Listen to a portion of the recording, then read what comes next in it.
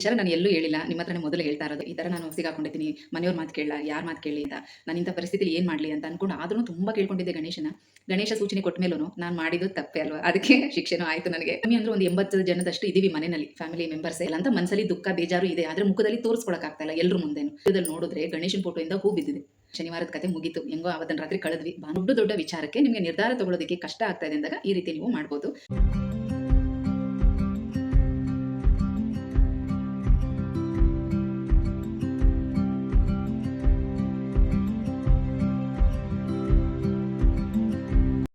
ಜಗವೇ ನೀನು ಗೆಳತಿಯೇ. ಎಲ್ರಿಗೂ ನಮಸ್ಕಾರ. ಗೆಳತಿ ದಿನಚರಿಗೆ ನಿಮ್ಮೆಲ್ಲರಿಗೂ ಸ್ವಾಗತ. ಅಕ್ಷತೆ ಬಗ್ಗೆ ಹೇಳಿದ್ನಲ್ಲ, ಅದ್ರ ಬಗ್ಗೆ ಫುಲ್ಲು ಡೀಟೇಲ್ ಆಗಿ ತಿಳಿಸ್ಕೊಡಿ. ಯಾವ ರೀತಿ ನಾವು ನೋಡೋದು, ಯಾವ ರೀತಿ ನಮ್ಮ ಪ್ರಶ್ನೆಗಳಿಗೆ ಉತ್ತರ ತಿಳ್ಕೊಳ್ಳೋದು ಅಂತ ತುಂಬ ಪ್ರಶ್ನೆನ ಕೇಳಿದ್ದೀರಾ ಕಮೆಂಟ್ಸಲ್ಲೆಲ್ಲ. ನಾನು ಕೂಡ ನೋಡಿದೆ. ನಾನು ನೆನ್ನೆನೇ ಈ ವಿಡಿಯೋನ ಸ್ಟಾರ್ಟ್ ಮಾಡಿದೆ.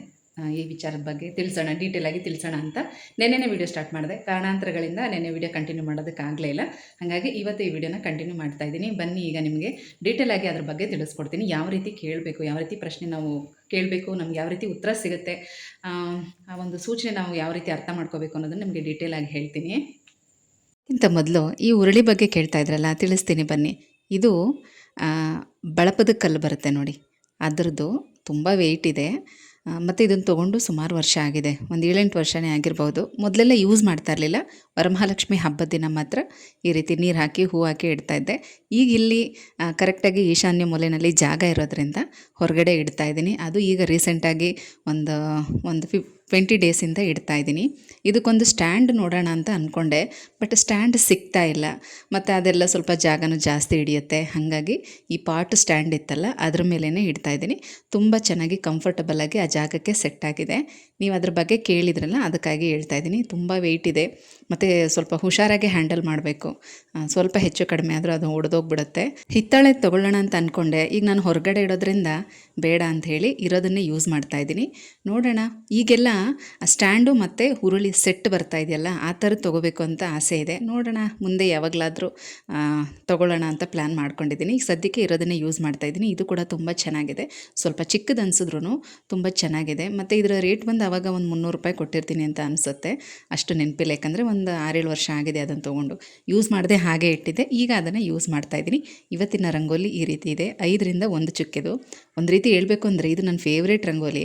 ಆದರೂ ಕೂಡ ಈ ರಂಗೋಲಿನ ಹಾಕುವಾಗೆಲ್ಲ ಏನಾದರೂ ಒಂದು ಸಣ್ಣ ಮಿಸ್ಟೇಕ್ ಮಾಡೇ ಮಾಡ್ತೀನಿ. ನೀವು ಡೀಪಾಗಿ ಅಬ್ಸರ್ವ್ ಮಾಡಿದರೆ ಇವತ್ತಾಗಿರೋ ಮಿಸ್ಟೇಕ್ ಕೂಡ ನಿಮಗೆ ಗೊತ್ತಾಗಿರುತ್ತೆ. ಮಂತ್ರಾಕ್ಷತೆಯ ಮಹಿಮೆ ನಿಜವಾಗ್ಲೂ ಹೇಳ್ತೀನಿ. ಈ ಒಂದು ಮಂತ್ರಾಕ್ಷತೆ ನಾವು ಮನೇಲಿ ಇಟ್ಕೊಂಡಿದ್ರೆ ನಮ್ಮೆಲ್ಲ ಪ್ರಶ್ನೆಗೂ ಕೂಡ ಉತ್ತರ ಸಿಗುತ್ತೆ. ಕೆಲವೊಂದು ಸಂದರ್ಭದಲ್ಲಿ ನಮಗೆ ನಿರ್ಧಾರಗಳನ್ನ ತೊಗೊಳೋದಕ್ಕಾಗಲ್ಲ, ಕನ್ಫ್ಯೂಸ್ ಆಗುತ್ತೆ. ಎರಡೆರಡು ವಿಚಾರದಲ್ಲಿ ಬೇಕಾ ಬೇಡವಾ, ಮಾಡಬೇಕಾ ಮಾಡಬಾರ್ದಾ, ಏನು ಮಾಡೋದು ಅಂತ. ಇನ್ನೂ ಕೆಲವೊಂದು ಸಲ ಏನಾಗುತ್ತೆ ಅಂದರೆ, ಮನೆಯವ್ರದ್ದೇ ಒಂದು ರೀತಿ ಒಪಿನಿಯನ್ ಇರುತ್ತೆ, ನಮ್ಮದೇ ಒಂದು ರೀತಿ ಒಪಿನಿಯನ್ ಇರುತ್ತೆ. ಅದು ಮಕ್ಕಳ ವಿಚಾರದಲ್ಲಾಗಿರ್ಬೋದು, ಮದುವೆ ವಿಚಾರಗಳಲ್ಲಾಗಿರ್ಬೋದು, ಹೆಣ್ಮಕ್ಳಿಗೆ ಗಂಡು ಮಕ್ಳ ಬಗ್ಗೆ, ಕೆಲಸದ ವಿಚಾರದಲ್ಲಿ, ಈ ರೀತಿ ಎಲ್ಲ ಇದ್ದಾಗ ನೀವು ಈ ಥರ ಅಕ್ಷತೆಯಿಂದ ಒಂದು ಉತ್ತರನ ಕಂಡುಕೊಳ್ಬೋದು. ಇದು ನನ್ನ ನಂಬಿಕೆ ಅಷ್ಟೇ. ಸುಮಾರು ವರ್ಷದಿಂದ ನಾನು ಇದನ್ನು ಒಂದು ನಂಬಿಕೆಯಿಂದ ಮಾಡ್ಕೊಂಡು ಬಂದಿದ್ದೀನಿ. ಹಾಗಾಗಿ ನಿಮ್ಗೆ ಹೇಳ್ತಾ ಇದ್ದೀನಿ. ನಂಬಿಕೆ ಇದ್ದರೆ ನೀವು ಕೂಡ ಇದನ್ನ ಟ್ರೈ ಮಾಡ್ಬೋದು. ಮತ್ತು ಇನ್ನೊಂದು ವಿಚಾರ ಹೇಳ್ತೀನಿ, ಸಣ್ಣ ಪುಟ್ಟದಕ್ಕೆಲ್ಲ ಮಾಡೋಕ್ಕೆ ಹೋಗಬೇಡಿ. ಮುಂದೆ ಭವಿಷ್ಯದ ಬಗ್ಗೆ ಎಲ್ಲ ತಿಳ್ಕೊಳಕ್ಕೆ ಹೋಗಬೇಡಿ. ನಾನು ಯಾಕೆ ಹೇಳ್ತಾ ಇದ್ದೀನಿ ಅಂದರೆ, ಈಗ ಒಂದು ಮಗುನ ಸ್ಕೂಲ್ಗೆ ಹಾಕಿರ್ತೀರ. ನನ್ನ ಮಗು ಹೇಗೆ ಓದುತ್ತೆ, ಚೆನ್ನಾಗಿ ಓದುತ್ತಾ, ಈಗ ನಿಮ್ಮ ಆಸೆ ಏನೋ ಇರುತ್ತೆ, ನನ್ನ ಮಗು ಇದೇ ಆಗುತ್ತಾ, ಇದೇ ಥರ ಇರುತ್ತಾ, ಆ ಥರದ್ದೆಲ್ಲ ಪ್ರಶ್ನೆ ಮಾಡೋಕ್ಕೆ ಹೋಗಬೇಡಿ. ಆದಷ್ಟು ನೀವು ಕೂಡ ಯೋಚನೆ ಮಾಡಬೇಕು. ನಿಮ್ಮ ಪ್ರಯತ್ನಗಳು ಕೂಡ ಇರಬೇಕು. ಎಲ್ಲ ಇದ್ದು ಕೊನೆಯ ಹಂತದಲ್ಲಿ ನಿರ್ಧಾರ ತಗೊಳ್ಳೋದು ಕಷ್ಟ ಆಗ್ತಾ ಇದೆ ಅಂದಾಗ ನೀವು ಈ ರೀತಿ ಪರೀಕ್ಷೆನ ಮಾಡಬೇಕು. ನಾನು ಈ ವಿಚಾರ ಯಾಕೆ ಹೇಳ್ತಾ ಇದ್ದೀನಿ ಅಂದರೆ, ಭಗವಂತ ನಮಗೆಲ್ಲ ಕೊಟ್ಟಿರ್ತಾರೆ ನೋಡಿ. ಇವಾಗ ಬೇರೆಯವ್ರಿಗೆ ಹೋಲಿಸ್ಕೊಂಡ್ರೆ ನಾವೆಲ್ಲದರಲ್ಲೂ ಚೆನ್ನಾಗಿದ್ದೀವಿ. ಕೈ ಕಾಲುಗಳು ಗಟ್ಟಿಮುಟ್ಟಾಗಿದೆ, ಕಣ್ಣು ಕಿವಿ ಈ ರೀತಿ, ಮತ್ತು ಆಲೋಚನೆ ಮಾಡೋ ಶಕ್ತಿ ಇದೆ, ವಿದ್ಯೆ ಬುದ್ಧಿ ಈ ಥರ ಎಲ್ಲನೂ ಇದ್ದು ನಾವು ಬೇರೆಯವ್ರ ಮೇಲೆ ಡಿಪೆಂಡ್ ಆಗಬಾರ್ದು. ಪ್ರತಿಯೊಂದಕ್ಕೂ ಸಣ್ಣ ಪುಟ್ಟದಕ್ಕೆಲ್ಲ ಬೇರೆಯವ್ರ ಮೇಲೆ ಡಿಪೆಂಡ್ ಆಗಬಾರ್ದು. ನಮ್ಮ ಪ್ರಯತ್ನ ಕೂಡ 100% ಇರಬೇಕು. ಅದಾಗಿಯೂ ಏನಾದರೂ ಈ ರೀತಿ ತೊಂದರೆಗಳಿದೆ, ನಮಗೆ ನಿರ್ಧಾರ ತೊಗೊಳ್ಳೋದಕ್ಕೆ ಆಗ್ತಾ ಇಲ್ಲ ಅಂದಾಗ ನಾವು ಭಗವಂತನ ಮೊರೆ ಹೋಗಬೇಕು. ಹಾಗಾಗಿ ಹೇಳ್ತಾ ಇದ್ದೀನಿ ಅಷ್ಟೇ. ನಾನಂತೂ ತುಂಬ ವರ್ಷದಿಂದ ನಂಬಿಕೆಯಿಂದನೇ ಇದನ್ನು ಮಾಡ್ಕೊಂಡು ಬಂದಿದ್ದೀನಿ. ಎಷ್ಟೋ ಸಲ ನನಗೆ ಇದರಿಂದ ಉತ್ತರ ಸಿಕ್ಕಿದೆ. ಕೆಲವೊಂದು ಸಲ ನಾನು ಇದನ್ನೂ ಕೂಡ ಮೀರಿ ಆ ಕೆಲಸಗಳನ್ನ ಮಾಡಿ ಎಡವಟ್ಟು ಮಾಡ್ಕೊಂಡಿದ್ದೀನಿ.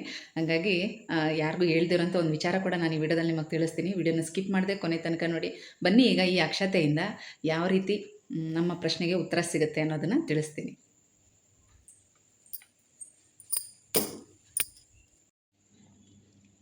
ಪ್ರತಿ ಗುರುವಾರ ನೀವು ಆ, ರಾಘವೇಂದ್ರ ಸ್ವಾಮಿ ದೇವಸ್ಥಾನಕ್ಕೆ ಹೋಗ್ತೀರಾ, ಮಂತ್ರಾಕ್ಷತೆ ಕೊಡ್ತಾರೆ, ಅದನ್ನೆಲ್ಲ ತೊಗೊಂಡು ಬಂದು ಒಂದು ಬಟ್ಲಲ್ಲಿ ಹಾಕಿ ಇಟ್ಕೊಳ್ಳಿ. ದೇವ್ರ ಮನೆಯಲ್ಲೋ ಅಥವಾ ಹೊರಗಡೆನೋ ಎಲ್ಲೋ ಒಂದು ಕಡೆ ಇಟ್ಕೊಳ್ಳಿ. ನೀವು ಹೊರಗಡೆ ಏನೇ ಕೆಲಸಕ್ಕೆ ಹೋಗುವಾಗಲೋ, ಮಕ್ಕಳು ಸ್ಕೂಲಿಗೆ ಹೋಗುವಾಗ, ಪರೀಕ್ಷೆಗಳಿಗೆ ಹೋಗುವಾಗ ಅವ್ರಿಗೆ ತಲೆ ಮೇಲೆ ಒಂದು ಸ್ವಲ್ಪ ಅಕ್ಷತೆನ ಹಾಕಿ ಕಳಿಸಿ. ಮತ್ತು ಈಗ ನೀವು ಯಾವುದಾದ್ರೂ ಒಂದು ಒಳ್ಳೆ ಕೆಲಸಕ್ಕೆ ದುಡ್ಡು ಕೊಡಬೇಕು ಅಂದ್ಕೊಂಡಿದ್ದೀರಾ, ಆ ದುಡ್ಡನ್ನು ಕೂಡ ಅಷ್ಟೇ ದೇವ್ರ ಮನೇಲಿಟ್ಟು ಅದ್ರ ಮೇಲೆ ಒಂದು 4 ಕಾಳು ಮಂತ್ರಾಕ್ಷತೆನ ಹಾಕಿ ಆ ದುಡ್ಡನ್ನು ಕೊಡಿ. ನೀವು ಯಾವ ಕೆಲಸಕ್ಕೆ ಅಂತ ದುಡ್ಡು ಕೊಡ್ತಾ ಇದ್ದೀರೋ ಆ ಕೆಲಸ ತುಂಬ ಚೆನ್ನಾಗಿ ಸಕ್ಸಸ್ಫುಲ್ಲಾಗಿ ಆಗುತ್ತೆ. ಈ ಥರದ್ದೆಲ್ಲ ಒಂದಷ್ಟು ಒಳ್ಳೆ ಅಭ್ಯಾಸಗಳನ್ನು ಮಾಡ್ಕೊಳ್ಳಿ. ಈಗ ನಿಮ್ಮದು ಏನೇ ಪ್ರಶ್ನೆಗಳಿದ್ರು ಅದನ್ನು ಯಾವ ರೀತಿ ಕೇಳಬೇಕು ಅಂದರೆ ನೋಡಿ, ಒಂದು ದಿನ ಅಂದರೆ ನೀವು ಯಾವ ದಿನ ತುಂಬ ಇಷ್ಟಪಡುವಂಥ ವಾರ, ನಿಮ್ಮ ಒಂದು ಲಕ್ಕಿ ಡೇ ಅಂತಲೇ ಅಂದ್ಕೊಳ್ಳಿ. ಅಂಥ ದಿನ ಒಂದು ಲಕ್ಕಿ ಡೇ ಅಂತಲೇ ಅಂದ್ಕೊಳ್ಳಿ. ಗುರುವಾರನೋ ಶುಕ್ರವಾರನೋ ಯಾವ ದಿನ ಆದರೂ ಪರವಾಗಿಲ್ಲ. ದೇವ್ರ ಮುಂದೆ ತುಪ್ಪದ ದೀಪ ಹಚ್ಚಿ ಪೂಜೆ ಎಲ್ಲ ಮಾಡಿ ಕೂತ್ಕೊಂಡು ಒಂದು ಅಂದಾಜು ಮೇಲೆ ನಿಮ್ಮ ಕೈಯಲ್ಲಿ ಒಂದಿಷ್ಟು ಅಕ್ಷತೆನ ತೊಗೊಳ್ಳಿ. ಇಷ್ಟೇ ಅಂತಲ್ಲ, ಮೊದಲನೇ ಸಲ ಆದಷ್ಟು ಒಂದು ಸ್ವಲ್ಪ ಕಡಿಮೆನೇ ತೊಗೊಳ್ಳಿ, ಜಾಸ್ತಿ ತೊಗೋಬೇಕು ಅಂತೇನಿಲ್ಲ. ಈ ರೀತಿ ಅಕ್ಷತೆನ ಕೈಯಲ್ಲಿ ಇಟ್ಕೊಂಡು ನಿಮ್ಮ ಬೇಡಿಕೆ ಏನಿದೆ ಅದನ್ನು ದೇವ್ರ ಮುಂದೆ ಹೇಳ್ಕೊಳ್ಳಿ. ನಿಮ್ಮ ಇಷ್ಟವಾದ ದೇವರು, ನೀವು ರಾಯರನ್ನೇ ಕೇಳಬೇಕು ಅಂತೇನಲ್ಲ, ನಿಮ್ಮ ಇಷ್ಟವಾದ ದೇವರು ಯಾವ ದೇವ್ರನ್ನ ಬೇಕಾದರೂ ಸ್ಮರಣೆ ಮಾಡ್ತಾ ನಿಮ್ಮ ಪ್ರಶ್ನೆನ ದೇವ್ರ ಮುಂದೆ ಇಡಿ. ಇಂಥ ವಿಚಾರದಲ್ಲಿ ನನಗೆ ನಿರ್ಧಾರ ತೊಗೊಳೋದಕ್ಕೆ ಕಷ್ಟ ಆಗ್ತಾಯಿದೆ, ನನಗೇನಾದರೂ ಸೂಚನೆ ಕೊಡಿ ಅಂಥೇಳಿ. ಇದರಲ್ಲಿ ಒಳ್ಳೇದು ಯಾವುದು, ಇದರಲ್ಲಿ ಸರಿ ಯಾವುದು, ತಪ್ಪು ಯಾವುದು, ನಾನು ಯಾವುದನ್ನು ಆಯ್ಕೆ ಮಾಡ್ಕೋಬೇಕು ಅಂಥೇಳಿ ನಿಮಗೆ ಯಾವ ವಿಚಾರದಲ್ಲಿ ಆಸಕ್ತಿ ಇದೆ. ಇವಾಗ ಒಂದು ಎಕ್ಸಾಂಪಲ್ ಆಗಿ ಹೇಳೋದಾದರೆ, ನಿಮಗೆ ಒಂದು ಬಾಡಿಗೆ ಮನೆನೋ ನೋಡಿರ್ತೀರ ಅಂದ್ಕೊಳ್ಳಿ. ನಿಮಗೆ ಒಂದು ಮನೆ ಇಷ್ಟ ಆಗಿರುತ್ತೆ, ನಿಮ್ಮ ಯಜಮಾನ್ರಿಗೆ ಒಂದು ಮನೆ ಇಷ್ಟ ಆಗಿರುತ್ತೆ. ಈ ವಿಚಾರದಲ್ಲಿ ನಿರ್ಧಾರ ತೊಗೊಳ್ಳೋದು ಕಷ್ಟ ಅಂದ್ಕೊಳ್ಳಿ. ಯಾವುದೇ ರೀತಿ ಕನ್ವಿನ್ಸ್ ಮಾಡಿದ್ರು ನಿಮ್ಮ ಯಜಮಾನ್ರು ಒಪ್ಕೊಳ್ಳಲ್ಲ, ಅವ್ರು ನೋಡಿರೋ ಮನೆಯೇ ಬೇಕು ಅಂತ ಹಠ ಮಾಡ್ತಾರೆ. ಆದರೆ ನಿಮಗೆ ನೀವು ನೋಡಿರೋವಂಥ ಮನೆ ಇಷ್ಟ ಆಗುತ್ತೆ. ಈ ಥರ ಒಂದು ಸಂದಿಗ್ಧ ಪರಿಸ್ಥಿತಿಯಲ್ಲಿ ಯಾವ ರೀತಿ ನಿರ್ಧಾರ ತೊಗೋಬೇಕು, ಯಾವುದಕ್ಕೆ ನೀವು ಬದ್ಧರಾಗಿರಬೇಕು, ಅದನ್ನು ತಲೆಯಲ್ಲಿಟ್ಕೊಂಡು ದೇವ್ರ ಮುಂದೆ ಆ ಪ್ರಶ್ನೆನ ಇಟ್ಟು, ನಾನು ನೋಡಿರುವಂಥ ಮನೆ ಒಳ್ಳೆಯದಾಗಿದೆ ಅಂದರೆ ಎಲ್ಲ ರೀತಿಯಲ್ಲೂ ಅನುಕೂಲಕರವಾಗಿದೆ, ಆ ಮನೆಗೆ ನಾವು ಹೋಗೋದ್ರಿಂದ ಮುಂದಿನ ಜೀವನದಲ್ಲೂ ಕೂಡ ತುಂಬ ಚೆನ್ನಾಗಿರ್ತೀವಿ, ನಮಗೆಲ್ಲ ರೀತಿಯಲ್ಲೂ ಆ ಮನೆ ಆಗಿಬರುತ್ತೆ ಅನ್ನೋದಾದರೆ ಜೋಡಿ ಕಾಳು ಬರಲಿ ಅಂತ ಈ ರೀತಿ ದೇವ್ರ ಮುಂದೆ ಪ್ರಶ್ನೆನ ಇಟ್ಟು ಅಕ್ಷತೆನ ಕೈಯಲ್ಲಿ ಇಟ್ಕೊಂಡು ಕೇಳ್ಕೋಬೇಕು. ಆಮೇಲೆ ಈ ಥರ ಒಂದು ಪ್ಲೇಟ್ ಮೇಲೆ ಅಥವಾ ನೆಲದ ಮೇಲೂ ಕೂಡ ಹಾಕಿ ನೀವು ನೋಡ್ಬೋದು. ಈ ರೀತಿ ಇಟ್ಕೊಳ್ಳಿ. ಈಗ ನಿಮ್ಮ ಕೈಯಲ್ಲಿ ಏನು ಬಂದಿರುತ್ತೆ ನೋಡಿ, ಒಂದೊಂದು ಕಾಳು ಚೆನ್ನಾಗಿದೆ, ಒಂದೊಂದು ಕಾಳು ಈ ರೀತಿ ನುಚ್ಚಾಗಿದೆ ಅಲ್ವಾ, ಅದನ್ನು ಕೂಡ ಸೇರಿಸ್ಕೋಬೇಕು. ಎಲ್ಲನೂ ಕೂಡ ಈ ರೀತಿ ಸೇರಿಸಿ ಜೋಡಿ ಕಾಳನ್ನು ಆ ದೇವ್ರನ್ನ ಸ್ಮರಣೆ ಮಾಡ್ತಾ, ನೀವು ಸಾಯಿಬಾಬಾ ನೆನೆಸ್ಕೋಬೋದು, ಗಣೇಶನ ನೆನೆಸ್ಕೋಬೋದು, ಶಿವನ್ ನೆನೆಸ್ಕೋಬೋದು, ವಿಷ್ಣು, ಮಹಾಲಕ್ಷ್ಮಿ, ಯಾವ ದೇವರನ್ನು ಬೇಕಾದರೂ ನೆನೆಸ್ಕೊಂಡು ಪ್ರಶ್ನೆನ ಕೇಳಿ ಈ ರೀತಿ ಜೋಡಿ ಕಾಳನ್ನು ಸಪ್ರೇಟ್ ಮಾಡ್ತಾ ಹೋಗಬೇಕು. ನಾನು ರಾಯರ ಬಗ್ಗೆನೇ ಮಂತ್ರಾಕ್ಷತೆನಲ್ಲೇ ನೋಡಿದ್ರು ಕೂಡ, ರಾಯರನ್ನು ನೆನೆಸ್ಕೊಂಡು ನೋಡಿದ್ರು ಕೂಡ ಈ ರೀತಿ ಮಂತ್ರಾಕ್ಷತೆನ ಜೋಡಿಸುವಾಗ ನಾನು ಸಾಯಿಬಾಬಾನೇ ನನ್ನ ಬಾಯಲ್ಲಿ ಬರೋದು, ಓಂ ಸಾಯಿರಾಮ್ ಓಂ ಸಾಯಿರಾಮ್ ಅಂತ ಕೇಳ್ಕೊತಾ ಇರ್ತೀನಿ. ಈ ರೀತಿ ನೋಡಿ, ನಮ್ಮ ಕೈಯಲ್ಲಿ ಏನು ಬಂದಿರುತ್ತೋ ಅದನ್ನು ನಾವು ಅಂದರೆ ಅದನ್ನು ಹಾರಿಸಿ ಕ್ಲೀನ್ ಮಾಡಿ ಆ ಥರ ಎಲ್ಲ ಏನಿಲ್ಲ. ನಮ್ಮ ಕೈಯಲ್ಲಿ ಏನು ಬಂದಿರುತ್ತೋ ಅದನ್ನೆಲ್ಲನೂ ಹೀಗೆ ಜೋಡಿಯಾಗಿ ಜೋಡಿಸ್ಕೊಂಡು ಹೋಗಬೇಕು.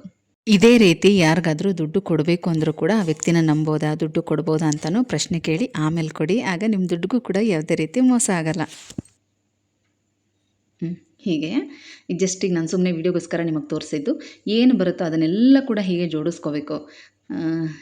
ಹೀಗೆ ಮೊದಲನೇ ಸಲ ಜೋಡಿ ಕಾಳು ಬರುತ್ತೆ ಅಂದ್ಕೊಳ್ಳಿ, ಆಗ ನಿಮ್ಮ ನಿರ್ಧಾರ ಕರೆಕ್ಟಾಗಿದೆ. ನೀವು ಏನು ಯೋಚನೆ ಮಾಡ್ತಾಯಿದ್ದೀರಾ, ನೀವು ಯಾವ ದಾರಿಲಿ ಹೋಗ್ತಾ ಇದ್ದೀರಾ ಅದು ಕರೆಕ್ಟಾಗಿದೆ, ನೀವು ಈ ಕೆಲಸನ ಮಾಡಬಹುದು ಅನ್ನುವಂಥ ಸೂಚನೆ ಆಗಿರುತ್ತೆ.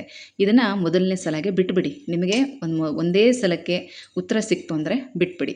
ಅಕಸ್ಮಾತ್ ನೀವು ಇದನ್ನು ಜೋಡಿಸುವಾಗ ನಿಮಗೆ ಕೊನೆಯಲ್ಲಿ ಒಂಟಿ ಕಾಳು ಉಳೀತು ಅಂತ ಅಂದರೆ ಈ ಅಕ್ಷತೆನ ಮತ್ತೆ ಈ ಬಟ್ಲಿಗೆ ಹಾಕಬೇಕು. ಹಾಕಿ ಮತ್ತೆ ಇನ್ನೊಂದು ಸಲ ಕೇಳ್ಕೊಳ್ಳಿ. ನಿಮ್ಮ ಪ್ರಶ್ನೆ ಏನಿದೆ ಅದನ್ನು ರಿಪೀಟ್ ಮಾಡಿ ಮತ್ತೆ ಇನ್ನೊಂದು ಸಲ ಕೇಳ್ಕೊಳ್ಳಿ. ನನಗೆ ಉತ್ತರ ಬೇಕೇ ಬೇಕು, ನನಗೆ ಈ ವಿಚಾರದಲ್ಲಿ ಆಸಕ್ತಿ ಇದೆ ಅಥವಾ ಇಷ್ಟ ಇದೆ. ಈಗ ಒಂದು ಹುಡುಗನೋ ಹುಡುಗಿನೋ ನಿಮಗೆ ಇಷ್ಟ ಆಗಿರ್ತಾರೆ, ಅವ್ರು ನಿಮಗೆ ಸಿಗ್ತಾರಾ, ನಿಮ್ಮ ಲೈಫ್ ಪಾರ್ಟ್ನರ್ ಆಗ್ತಾರಾ, ನಿಮಗೆ ಒಪ್ಪಿಗೆ ಇರುತ್ತೆ, ಮನೆಯವ್ರಿಗೆ ಒಪ್ಪಿಗೆ ಇರಲ್ಲ, ಅಥವಾ ಮನೆಯವ್ರಿಗೆ ಒಪ್ಪಿಗೆ ಇರುತ್ತೆ, ನಿಮಗೆ ಒಪ್ಪಿಗೆ ಇರಲ್ಲ. ನೀವು ಯಾರ ನಿರ್ಧಾರವನ್ನು ಒಪ್ಕೋಬೇಕು ಅನ್ನೋದನ್ನು ಕೂಡ ಪ್ರಶ್ನೆ ಇಟ್ಟು ಕೇಳಿಕೊಂಡು ಮತ್ತೆ ಅದೇ ಥರ ಅಕ್ಷತೆನ ಎತ್ಕೋಬೇಕು. ಮತ್ತು ದೇವರನ್ನ ನೆನೆಸ್ಕೊಂಡು ಕೇಳಿಕೊಂಡು ಮತ್ತೆ ಜೋಡಿಸ್ಬೇಕು. ಈ ರೀತಿ 2ನೇ ಸಲನೂ ನೀವು ಜೋಡಿಸಿದಾಗ ಏನಾದರೂ ನಿಮಗೆ 2ನೇ ಸಲನೂ ಜೋಡಿ ಒಂಟಿ ಕಾಳು ಬಂತು ಅಂದರೆ 3ನೇ ಸಲಕ್ಕೆ ಮತ್ತೆ ನೀವು ಟ್ರೈ ಮಾಡ್ಬೋದು. ಇದೇ ಅಕ್ಷತೆನ ಇಟ್ಕೋಬೇಡಿ. ನೋಡಿ, ಈಗ ನಾನು 2ನೇ ಸಲ ತೊಗೊಂಡಾಗ ಸುಮ್ಮನೆ ಜಸ್ಟ್ ನಾನು ವೀಡಿಯೋಗೋಸ್ಕರ ಮಾಡಿದ್ದು, ಇಲ್ಲಿ ಒಂಟಿ ಕಾಳು ನಿಂತ್ಕೊಂಡಿದೆ ನೋಡಿ, ಒಂಟಿ ಕಾಳು ನಿಂತಿದೆ. ನಿಮಗೆ ಮೊದಲನೇ ಸಲ ಜೋಡಿ ಕಾಳು ಬಂದ ತಕ್ಷಣ ಅಲ್ಲಿಗೆ ಬಿಟ್ಬಿಡಿ. ಮತ್ತೆ ಮತ್ತೆ ಪರೀಕ್ಷೆ ಮಾಡೋಕ್ಕೆ ಹೋಗಬೇಡಿ. ಅಥವಾ ನಿಮಗೆ ಮೊದಲನೇ ಸಲ ಈ ರೀತಿ ಒಂಟಿ ಕಾಳು ಬಂತು ಅಂದರೆ ಎರಡನೇ ಸಲನೂ ಮತ್ತೆ ನೀವು ಟ್ರೈ ಮಾಡ್ಬೋದು. ಎರಡನೇ ಸಲನೂ ಒಂಟಿ ಕಾಳು ಬಂದರೆ ಮೂರನೇ ಸಲಕ್ಕೂ ಟ್ರೈ ಮಾಡಿ. ಮೂರನೇ ಸಲ ಏನಾದರೂ ಜೋಡಿ ಕಾಳು ಬಂತು ಅಂದರೆ ನಿಧಾನ ಆದರೂ ಈ ಕೆಲಸ ಸಕ್ಸಸ್ ಆಗುತ್ತೆ ಅನ್ನೋದು ದೇವರ ಸೂಚನೆ ಆಗಿರುತ್ತೆ. ಅಥವಾ ಮೂರನೇ ಸಲನೂ ಒಂಟಿ ಕಾಳು ಬಂದರೆ ಆ ಕೆಲಸ ಬೇಡ ಮಾಡಬೇಡ ಅನ್ನೋದೇ ದೇವರ ಸೂಚನೆ ಆಗಿರುತ್ತೆ. ಅದನ್ನು ಅಲ್ಲಿಗೆ ಬಿಟ್ಬಿಡಿ, ಸ್ಟಾಪ್ ಮಾಡಿಬಿಡಿ. ಮತ್ತು ಎರಡನೇ ಸಲ ಏನಾದರೂ ಜೋಡಿ ಕಾಳು ಬಂದರೆ ಓಕೆ, ಸ್ವಲ್ಪ ನಿಧಾನ ಆದರೂ ಆಗುತ್ತೆ ಅನ್ನೋದೇ ದೇವರ ಒಂದು ಸೂಚನೆ ಆಗಿರುತ್ತೆ. ಅದನ್ನು ನೀವು ಟ್ರೈ ಮಾಡ್ಬೋದು. 3 ಸಲನೂ ಒಂಟಿ ಕಾಳು ಬಂದರೆ ಆ ಕೆಲಸ ಮಾಡೋಕ್ಕೆ ಹೋಗ್ಬಿಡಿ, ಅದು ಯಾವತ್ತೂ ಕೂಡ ಸಕ್ಸಸ್ ಆಗಲ್ಲ. ಈ ಥರ ನೋಡಬೇಕು. ಮತ್ತು ನಾನು ಆಗಲೇ ಹೇಳಿದ್ನಲ್ಲ ನಿಮಗೆ, ನಾನು ಕೂಡ ಇದೇ ಥರ ಎಷ್ಟೇ ಸಲ ಪರೀಕ್ಷೆ ಮಾಡಿದ್ರು ದೇವ್ರದ್ದು ಸೂಚನೆನ ನನಗೆ ಭಗವಂತಂದು ಸೂಚನೆ ಸಿಕ್ಕಿದ್ರೂ ಕೂಡ ಕೆಲವೊಂದು ಸಲ ಅದನ್ನು ಮೀರಿ ಆ ಕೆಲಸ ಮಾಡಿದ್ರೆ ಅದ್ರಲ್ಲಿ ಖಂಡಿತವಾಗ್ಲೂ ಎಡವಟ್ಟಾಗೇ ಆಗುತ್ತೆ. ಈ ವಿಚಾರ ನಾನು ಎಲ್ಲೂ ಹೇಳಿಲ್ಲ, ನಿಮ್ಮ ಹತ್ರನೇ ಮೊದಲು ಹೇಳ್ತಾ ಇರೋದು. ನಮ್ಮ ಮನೆ ಗೃಹ ಪ್ರವೇಶ ಟೈಮಲ್ಲಿ ಡೇಟು ಫಿಕ್ಸ್ ಆದಾಗ ಲಾಸ್ಟ್ 2 ಡೇಟಲ್ಲಿ ತುಂಬ ಕನ್ಫ್ಯೂಸ್ ಆಯಿತು. ಮನೆಯವ್ರಿಗೆಲ್ಲ ಏನಂದರೆ ಭಾನುವಾರ ಇದ್ದರೆ ಒಳ್ಳೆಯದು, ಭಾನುವಾರ ಆದರೆ ಎಲ್ಲರಿಗೂ ಬರೋದಕ್ಕೆ ಹೋಗೋದಕ್ಕೆ ಅನುಕೂಲ ಆಗುತ್ತೆ.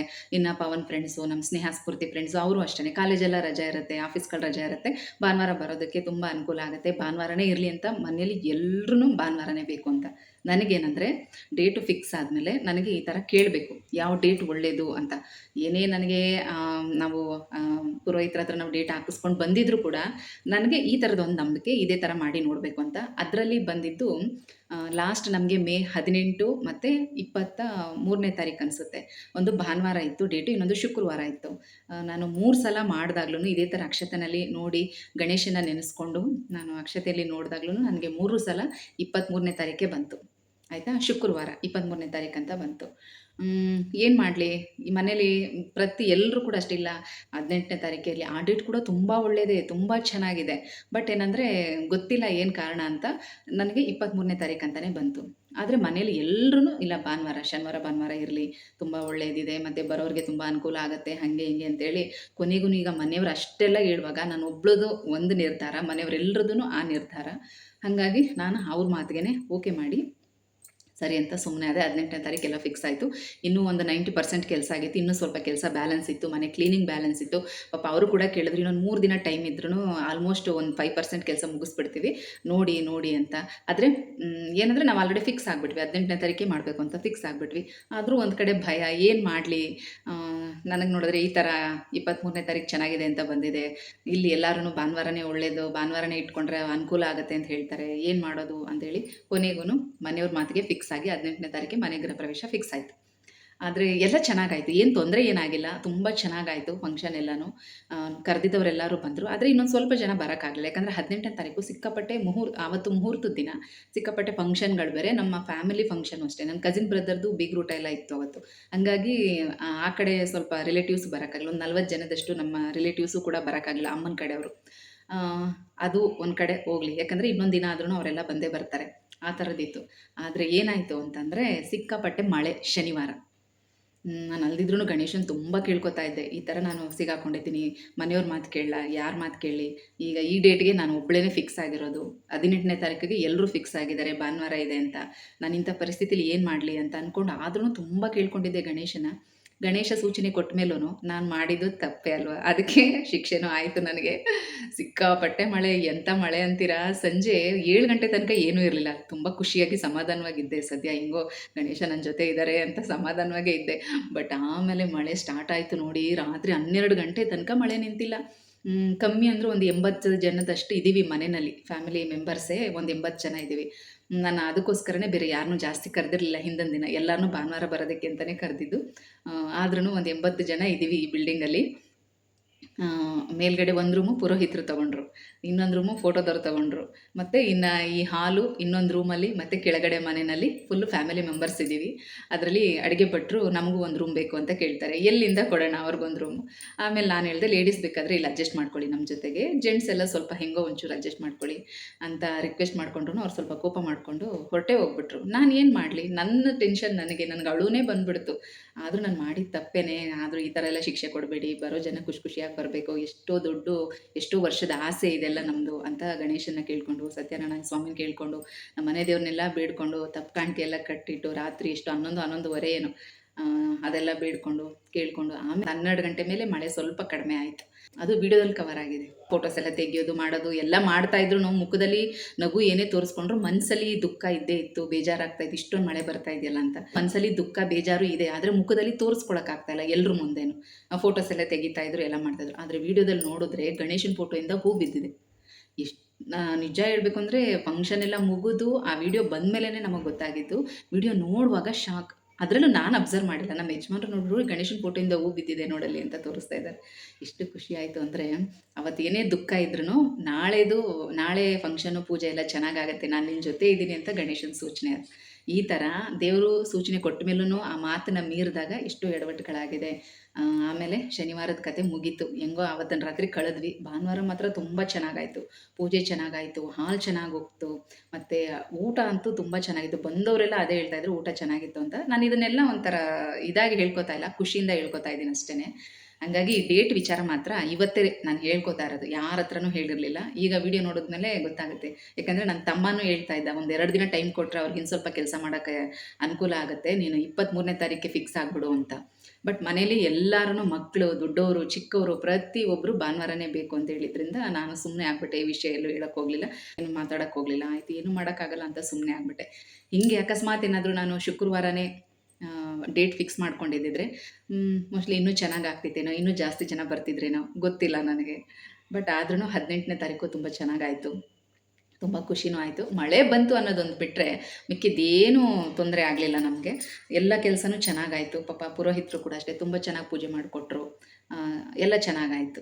ಇಷ್ಟೆಲ್ಲ ನಾವು ತಿಳ್ಕೊಂಡಿದ್ರು ಮಾಡ್ಕೊಂಡಿದ್ರು ಕೂಡ ಕೆಲವೊಂದು ಸಲ ತಪ್ಪು ಮಾಡ್ತೀವಿ. ಅದರಿಂದ ಆಗುವಂಥ ಎಡವಟ್ಟನ್ನ ಕೂಡ ನಾವೇ ಅನುಭವಿಸ್ಬೇಕಾಗತ್ತೆ. ಅದಕ್ಕೋಸ್ಕರ ಹೇಳ್ತಾ ಇದ್ದೀನಿ ಅಷ್ಟೇ. ಸಣ್ಣ ಪುಟ್ಟದಕ್ಕೆಲ್ಲ ಕೇಳಬೇಡಿ. ಮಕ್ಕಳದೊಂದು ಟೆಸ್ಟು ಎಕ್ಸಾಮ್ ಬರೆದಿರ್ತಾರೆ, ಪರೀಕ್ಷೆ ಬರೆದಿರ್ತಾರೆ, ಅದ್ರಲ್ಲಿ ಪಾಸ್ ಆಗ್ತಾರಾ ಇಲ್ವಾ, ನನ್ನ ಮಗು ಫಸ್ಟ್ ರ್ಯಾಂಕ್ ಬರುತ್ತಾ, ಆ ಥರದ್ದೆಲ್ಲ ದಯವಿಟ್ಟು ಮಾಡೋಕ್ಕೆ ಹೋಗ್ಬೇಡಿ. ದೊಡ್ಡ ವಿಚಾರಕ್ಕೆ ನಿಮಗೆ ನಿರ್ಧಾರ ತೊಗೊಳ್ಳೋದಕ್ಕೆ ಕಷ್ಟ ಆಗ್ತಾಯಿದೆ ಅಂದಾಗ ಈ ರೀತಿ ನೀವು ಮಾಡ್ಬೋದು. ಖಂಡಿತವಾಗ್ಲೂ ನಿಮ್ಗೆ ಒಳ್ಳೆ ಉತ್ತರ ಸಿಗುತ್ತೆ. ಮತ್ತು ಇನ್ನೊಂದೇನೆಂದರೆ, ನಾನು ಯಾವುದೇ ಕೆಲಸ ಮಾಡಬೇಕಾದ್ರೂ ಅಷ್ಟೇ, ಈಗ ಒಂದು ಮಾತುಕತೆ ನಡೀತಾ ಇರುತ್ತೆ ಅಂದ್ಕೊಳ್ಳಿ, ಏನೇ ಆಗಿರ್ಬೋದು, ಒಂದು ಮನೆ ವಿಚಾರ ಆಗಿರ್ಬೋದು, ಒಂದು ಸೈಟ್ ತೊಗೋಬೇಕು, ಇದು ಮಾಡಬೇಕು, ಅಥವಾ ಅದು ಸೇಲ್ಗಿಟ್ಟಿರ್ತೀರ, ಬೇರೆ ಏನೋ ನಿಮ್ಗೊಂದು ದುಡ್ಡು ಕಾಸು ಬರಬೇಕಾಗಿರುತ್ತೆ. ಈ ಥರದ್ದೆಲ್ಲ ಏನೇ ಇದ್ದರೂ ಕೂಡ ಅದು ನೀವು ಎಲ್ಲರಿಗೂ ಹೇಳೋದಕ್ಕಿಂತ ಮೊದಲು ಈ ಥರ ನೀವು ಮಾಡಿಕೊಂಡು, ನೀವು ದೇವರಿಂದ ಒಂದು ಸೂಚನೆಯನ್ನು ಪಡ್ಕೊಂಡು ಆಮೇಲೆ ಬೇಕಾದರೆ ನೀವು ಮುಂದುವರಿಯೋದು ತುಂಬ ಒಳ್ಳೆಯದು.